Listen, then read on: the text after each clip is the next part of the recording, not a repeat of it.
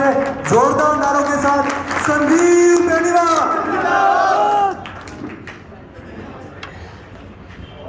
HR 26 CH 3305 गाड़ी बीच में खड़ी है रोड पे, इसे तुरंत हटाए, आपसे निवेदन है। एक बार जोरदार नारों के साथ संजीव बेनीवाल, संजीव बेनीवाल, संजीव बेनीवाल।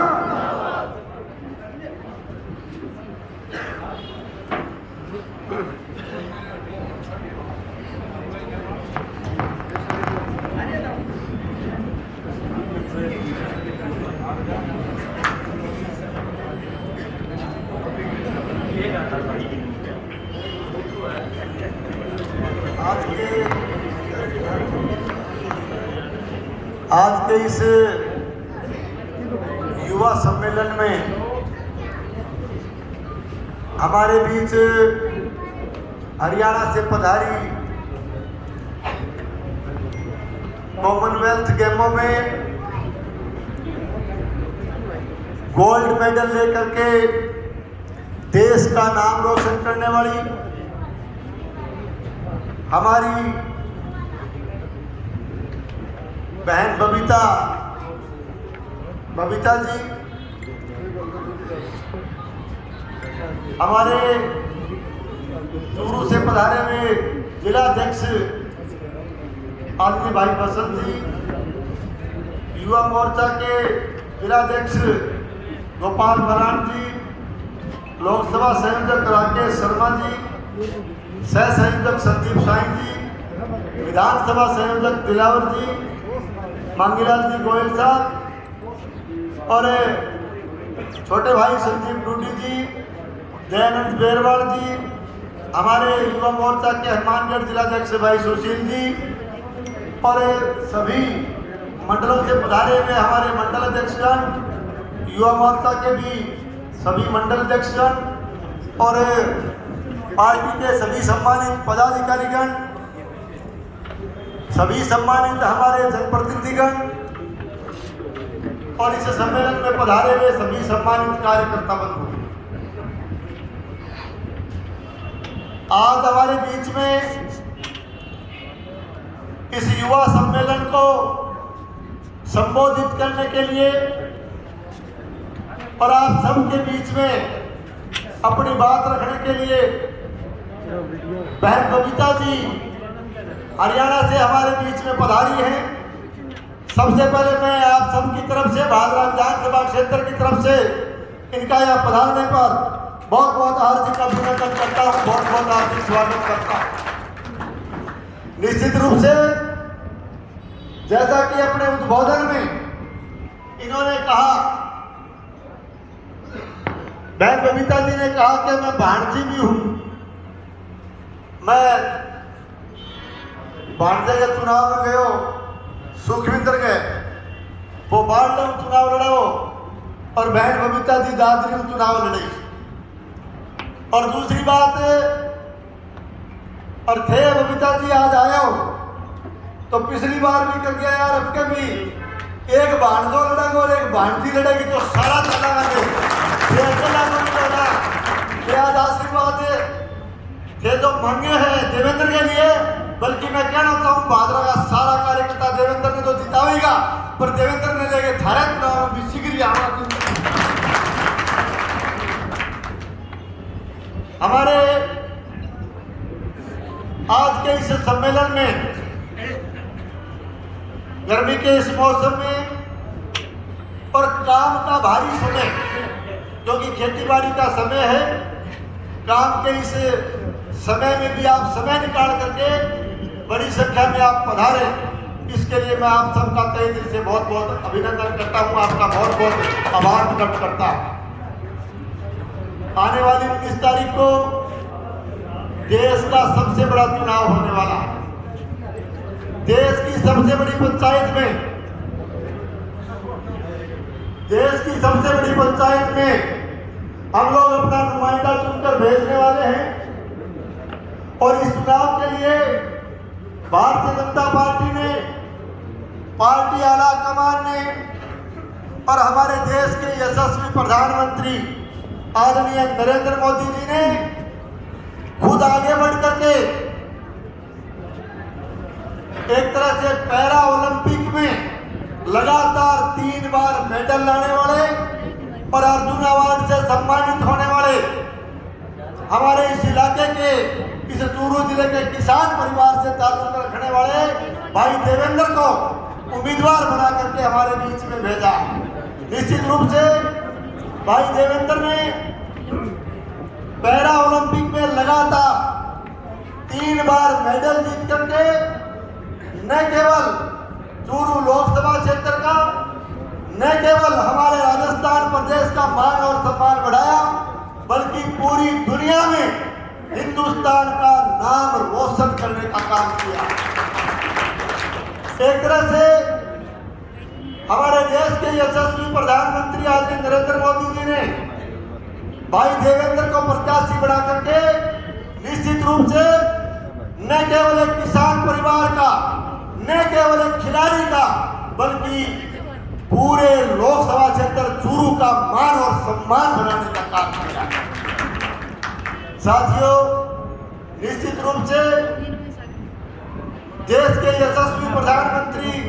आदरणीय नरेंद्र मोदी जी लगातार इस देश को मजबूत करने में लगे हुए हैं। मोदी जी के देश का प्रधानमंत्री बनने के बाद हिंदुस्तान का मान सम्मान बढ़ा, पूरी दुनिया में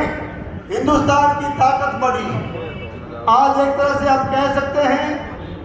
कि मोदी जी जिस मजबूती से देश को मजबूत करने में लगे हुए हैं, आज पूरे भारत के नागरिकों के दिलों पर छाए हुए हैं। एक तरह से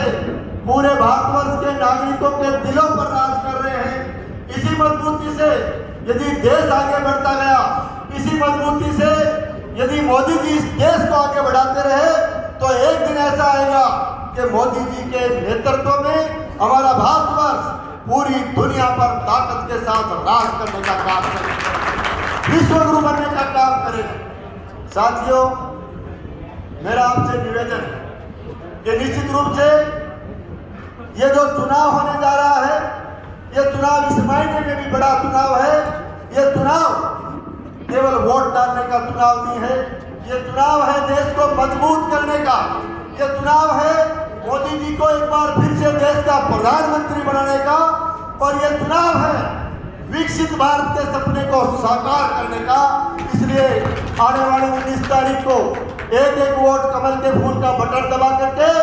भाई देवेंद्र झाझड़िया को भारी बहुमत से यहाँ से चुनाव जिता करके भेजें, ताकि मोदी जी को एक बार फिर से देश का प्रधानमंत्री बनाने का मार्ग प्रशस्त किया जा सके। साथियों, आज हम चौपाल में बैठ करके बात करते हैं, हमारा कार्यकर्ता बात करता है, किसी चौगान में बैठ करके बात करता है, प्रतिपक्ष के भाइयों के साथ भी डिस्कशन करता है, किसी तरह का उनके साथ विचार विमर्श करता है, तो लगातार ये सवाल उठता है। मैं कह सकता हूँ, हमारा कार्यकर्ता भी दावे के साथ कह सकता है कि मोदी जी के देश का प्रधानमंत्री बनने के बाद हमारे किसी एक भी केंद्रीय नेता का, किसी केंद्रीय मंत्री का आज तक किसी घोटाले में नाम नहीं आया, किसी भ्रष्टाचार में नाम नहीं आया। ये इस बात का प्रमाण है कि मोदी जी ईमानदारी से इस देश को आगे बढ़ाने का काम कर रहे हैं। पुराने जमाने पर यदि हम नजर डालें, जब यहाँ सरकारें मोदी जी के प्रधानमंत्री बनने से पहले जो सरकारें काम करती थी, आए दिन आप अखबार पढ़ते थे, टेलीविजन देखते थे, आए दिन घोटालों की खबरें आती थी। कभी 2G स्पेक्ट्रम घोटाला, कभी चीनी घोटाला, कभी खेल घोटाला, कभी कोयला घोटाला, और आए दिन अखबारों में घोटाले और भ्रष्टाचार की खबरें आती थी। लेकिन आज मोदी जी इस देश का ईमानदारी से नेतृत्व कर रहे हैं। थारा एक बात याद होगी कि बिरानी में राजीव गांधी जी आया, मेरे ख्याल में भी सभा में कई लोग भी अटक बैठा हुआ, याद होगा, बंदे गए, भी गया, शंकर जी आप भी गए थे। बाकी बात नहीं कि दिल्ली हूँ, फ्लैगशिप योजनाओं में विकास के नाम पर, आपके नाम पर और जनता के लिए 1 रुपया हम दिल्ली से भेजते और आप तक पहुँचते पहुँचते 15 पैसे आपके पल्ले पड़ते। मैं कहता 100 पैसा हूँ, 18 पूछता 15 पैसा पल्ला पड़ा। बात कही ना राजीव गांधी, याद है धर्म, तो वह बात सच्ची मुंह निकल गई, सच्ची बात मुंह से निकल जाती है कई बार। तो लोगों ने उसका एनालिसिस किया, कुछ ने मजाक में भी लिया, कुछ ने व्यंग्यात्मक बातें भी कही, लेकिन बात सच्ची मुंह से निकल जाती है, सच्चाई के लिए। लेकिन आज एक बात हमारा कार्यकर्ता दावे से कह सकता है कि फ्लैगशिप योजनाओं में देश के नागरिकों के लिए जो पैसा जो दिल्ली से चलता है, वो 1 रुपया, चलने वाला 1 रुपया सीधा जनता के खाते में आता है। वो 1 रुपया आवे तो वो टली जो बात को आवे खाता में, यह भी इस बात का प्रमाण है कि मोदी जी ईमानदारी से इस देश को आगे बढ़ाने का प्रयास कर रहे हैं। साथियों, आज तुगान में चौपाल में बैठ के थे बात करूँ, प्रतिपक्ष का साथी भी बैठे, वहां से भी डिस्कशन करो, मन बेरो है कि थाने कई तरह की बात, कई तरह की बहस वहां से करनी पड़े। हम लोग भी प्रतिपक्ष का बड़ा मान और सम्मान करते हैं, और यदि कुछ बातों का जवाब यदि प्रतिपक्ष के पास है, यदि डिस्कशन करना चाहते हैं, हेल्दी डिस्कशन करना चाहते हैं, तो हम उनका स्वागत करेंगे, दिल खोल कर वेलकम करेंगे, चाय पिलाएंगे, बात करेंगे। लेकिन मेरे को लगता है कि उस बात का जवाब उनके पास नहीं, वो बात नहीं करना चाहते, वो जवाब नहीं देना चाहते। और ये तो प्रतिपक्ष को सम्मान करा, पैर ला के करता, वो भी थाना पता ही तो सम्मान करता है। लेकिन हम कहना चाहते हैं, मैं इसलिए कहता हूँ कि जो बात आज मोदी जी के बारे में कहते हैं, हम कहते हैं कि देश को मजबूत प्रधानमंत्री मिला। हम नहीं कहते, पूरी दुनिया कहती है कि हिंदुस्तान को एक मजबूत प्रधानमंत्री मिला हुआ। मजबूत प्रधानमंत्री कैसे है, आज देश को मोदी जी की जरूरत कैसे है, इस बात पर प्रतिपक्ष बहस करता है। मैं कहना चाहता हूं कि बहस का जवाब यदि हमारे से लेते हैं तो हम जवाब देने के लिए तैयार हैं, लेकिन फिर भी प्रश्न पूछना चाहते हो, आप जानना चाहते हो, पूछना चाहते हो कि मोदी जी देश के मजबूत प्रधानमंत्री कैसे हैं, देश को मोदी जी की जरूरत कैसे है, तो आप ये बात अभिनंदन की मां से जाकर के पूछिए कि मोदी जी देश के मजबूत प्रधानमंत्री हैं। आप ये बात यूक्रेन में पढ़ाई करने वाले हमारे विद्यार्थियों से पूछिए कि मोदी जी देश के मजबूत प्रधानमंत्री कैसे। आप ये बात हमारे देश के प्रधानमंत्री फसल बीमा योजना में लाभ प्राप्त करने वाले प्रत्येक किसान से पूछिए कि मोदी जी देश के प्रधानमंत्री क्यों बनने चाहिए। आप ये बात किसान सम्मान निधि पाने वाले किसानों से पूछिए कि मोदी जी ने देश की मजबूती के लिए कौन से काम किए। साथियों, आप सीमा पर तैनात सैनिकों से पूछिए कि मजबूत प्रधानमंत्री मोदी जी ने देश को मजबूत करने का काम कैसे किया। विदेशों में काम करने वाले भारतीयों से पूछिए। और मैं कहना चाहता हूं कि मोदी जी देश के प्रधानमंत्री क्यों बनना चाहिए, भारतीय जनता पार्टी का राज क्यों आना चाहिए, ये पूछना चाहते हो कि मोदी जी देश के मजबूत प्रधानमंत्री कैसे हैं। और आज कांग्रेस की कमजोरी क्या है, तो आप उदयपुर में कन्हैया लाल के परिवार के परिजनों से जाकर के पूछिए कि किस तरह के हालात कांग्रेस के शासन में लोगों ने की। साथियों, आज मैं आपसे कहना चाहता हूं कि आज आयुष्मान का भारत कार्ड जो बना है, उनके नागरिकों से पूछोगे तो बताएंगे कि मोदी जी देश के मजबूत प्रधानमंत्री कैसे हैं। मैं कहना चाहता हूं कि यदि आपको पूछना है कि मोदी जी की देश को जरूरत क्यों है, तो अयोध्या में जाकर के साधु संतों से पूछिए कि मोदी जी की देश को आवश्यकता क्यों। आज देश के अंदर मैं कहना चाहता हूं, आप जम्मू कश्मीर में जाकर के वहां के आवाम से पूछिए, जहाँ 370 धारा हटाने का काम मोदी जी ने किया, वहां जाकर के पूछिए कि मोदी जी देश के मजबूत प्रधानमंत्री कैसे। साथियों,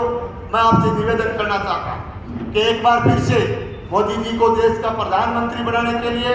और एक बार फिर से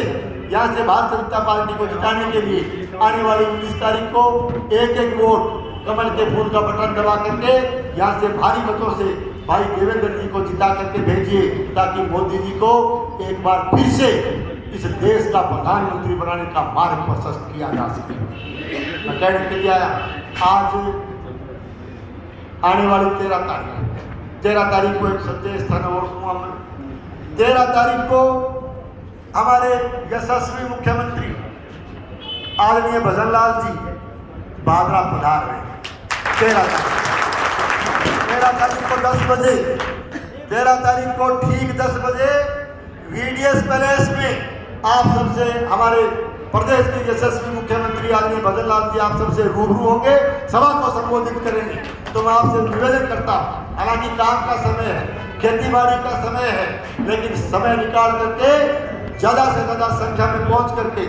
13 तारीख को 10 बजे VDS में पहुंच करके आप उस होने वाली जनसभा को आप कामयाब करें। इन्हीं शब्दों के साथ आप सबका बहुत बहुत धन्यवाद। जय हिंद, जय भारत। शायरी तो रोज सुना है, शायरी की बात वो तो अभी वो जो है ना, अब वो एक बात करे ये तो हमारे युवा मोर्चा का जिला अध्यक्ष जी है, आप बात कर ली। अब एक बात है, कई बार मैं सुना चुका, फिर तुम्हारी मांग है तो फिर सुना दूंगा। मैं क्या समापन तो मैं कविताओं करो,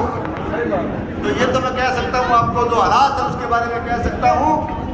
कि कब तक बोझ संभाला जाए, कब तक बोझ संभाला जाए, दबंग कहाँ तक पाला जाए, कब तक बोझ संभाला जाए, दबंग कहाँ तक पाला जाए।